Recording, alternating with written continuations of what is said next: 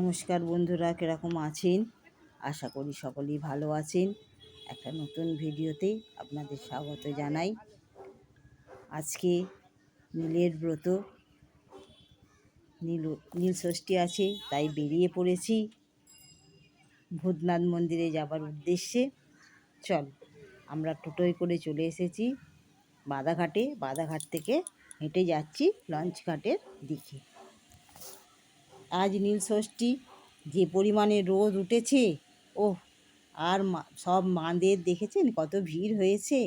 আজকে সব সন্তানের কামনার জন্য আজকে মাদের ব্রত। সব সন্তানরা ভালো থাকে। আমিও আমার সন্তান এবং সকল সন্তানদের জানাই সন্তানরা যেন দুধে ভাতে থাকে। চলুন। আর গঙ্গার পাড়ে কত দোকান বসেছে, ফলের দোকান, ফল ফুল, মিষ্টি, এমনকি জলের ঘট। আর আজকের দিনে তো আম দিয়ে জলে পুজো দিতে হয়, গোটা শুদ্ধ আম, সেই জন্যে আমের দোকানও ওখানে অনেক বসেছে। এই যে দেখতে পাচ্ছেন আমের দোকান, এই যে কত আম নিয়ে বসেছে। তারপরে বাদাঘাটে অনেক ফলের দোকান, জলের দোকান। আমরা একটু ভিড় হয়েছে আজকে, নতুন দোকানও অনেক বসেছে, যেহেতু আজকে একটা উৎসব আছে সেই জন্যে দোকান অনেক বসেছে। ভিড়ে ভিড়, বাদাঘাট একদম জমজমাট লোকজনে। আমরাও আগে আসতাম দিন যায়, সন্ধ্যেবেলা গঙ্গায় স্নান করে, দিন যায় এসে স্নান করে। এই যে আমার কর্তামশাইকে দেখেছেন লাইনে দাঁড়িয়ে আছে, আর এইখানে অনেকে স্নান করে বাবার মাথায় জল ঢালছে। এটা হচ্ছে বাদাঘাটের লঞ্চ ঘাট। তারপরে আমরা টিকিট কেটে পার হলাম।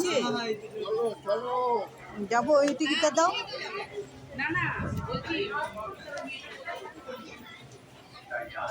প্রচণ্ড গরম ছিল, প্রচণ্ড রোদ। চলো, আজকে যে সময়ে এসেছি এই সময়তেই আবার গঙ্গায় জোয়ার এসেছে। এই যে স্নান করছে, সবাই স্নান করছে। আমরাও আগে তিন যায় আসতাম, গঙ্গায় স্নান করে বাবার মাথায় জল ঢেলে বাতি দিতাম। এদিক থেকে হাওড়ার ব্রিজটা খুব ভালোভাবে দেখা যায়, গঙ্গার জল টলটল করছে।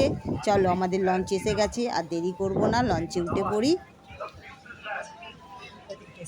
বেশিক্ষণ লাগবে না, খুব ধরুন 10-15 মিনিটের মধ্যেই আমরা পৌঁছে যাব আইরিতলা লঞ্চ ঘাট।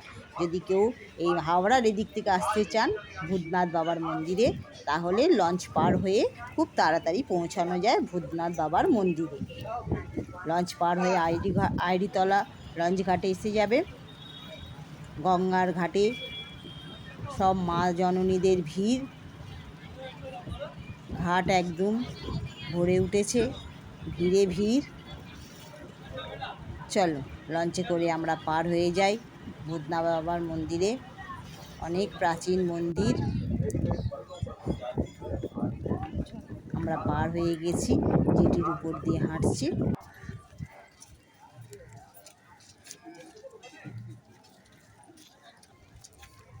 এই যে আমি আজকে একটা নতুন শাড়ি পরেছি, আজকে নতুন শাড়ি পরতে হয়, সেই জন্যে নতুন শাড়ি পরেছি। চলো, আমরা দুজনেই ভূতনাথ বাবার মন্দিরের দিকে এগিয়ে চলেছি। সব দোকানে এখানে আপনাকে কিছু নিয়ে আসতে হবে না, এখানে সব পাওয়া যায়। জল থেকে জলের ঘর, মাটির জলের ঘর, ফুল, সব সমস্ত এখান থেকে। এপারে হচ্ছে সব দোকান বসেছে, আর তার ঠিক উল্টো দিকেই হচ্ছে বাবার মন্দিরের উল্টো দিকেই সব দোকান। কোনো অসুবিধা নেই, আপনারা যদি পুজো দিতে চান এখান থেকে মূল্য দিয়ে পুজোর সামগ্রী নিয়ে আপনারা অনায়াসেই পুজো দিতে পারেন। আজকে একটু ভিড় হয়েছে, আজকে একটা উৎসব বলে মন্দিরে একটু ভিড় হয়েছে। আর শ্রাবণ মাসে আসলে তো প্রচুর ভিড় হয়। শ্রাবণ মাসে পুরো অনেক লাইন পড়ে, অনেক ভোর থেকে পুজো হয়, 3টে-4টে থেকে পুজো আরম্ভ হয়ে যায়। দুপুরবেলা 2টোর পরে পুজো জল ঢালা বন্ধ থাকে, আবার 4টে থেকে বাবার রাজবেশ শুরু হয়। আর পাশেই আছে নিমতলা শ্মশান, বাবার ওই ভস্য ছাই দিয়েই আরতি হয়, জ্বলন্ত চিতার ভস্য দিয়েই বাবার আরতি হয়। চলো, এবার ফুলের জল ঘট নিয়ে আমরাও এবার আস্তে আস্তে লাইনে দাঁড়াই, পুজো দেবো। এই যে এখানে ধূপ জল সব পাওয়া যাচ্ছে। চলো, আমরাও প্রসাদ নিয়ে মন্দিরে প্রবেশ করি। এখানেই পাশেই রবীন্দ্রনাথ ঠাকুরের সমাধি দেওয়া হয়েছিল, মানে এতে আমাদের একটা জল দাও, শ্মশান ঘাটে করা হয়েছিল, সেই জন্য সেখানেও আছে। এটা আজকে হয়তো আমি দেখাতে পারবো না, আজকে হয়তো যাব না, অনেকটা দেরি হয়ে যাচ্ছে, তো আরেকদিন এসে আপনাদের সব ঘুরিয়ে দেখাবো। চলো পুজো সামগ্রী নিয়ে এবার পুজোয় চলে যাই, মন্দিরে একটু ভিড় হয়েছে, ওই দিক দিয়ে যাওয়া। চলো,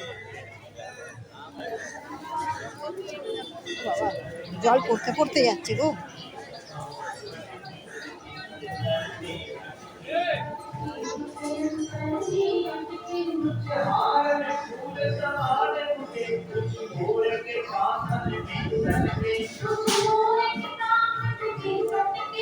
এই ব্যাগটা নাও, ব্যাগটা তো নিতে পারবে, ব্যাগটা নাও, ব্যাগটা নাও, ব্যাগটা।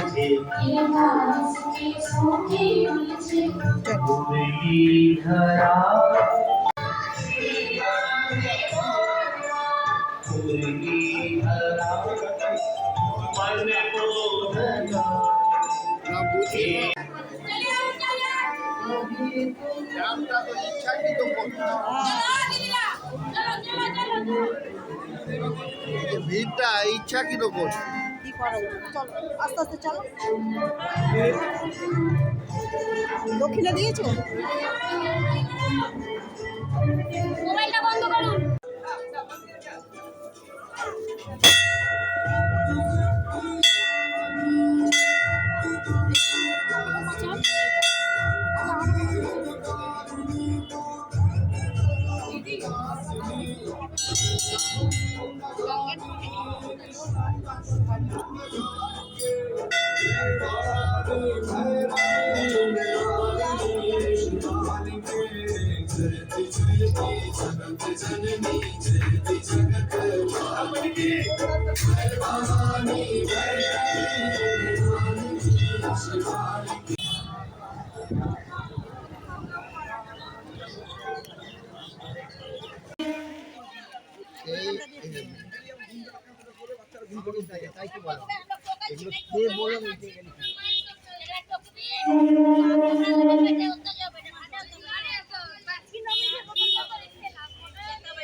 চল আমাদের হাতে থাকো।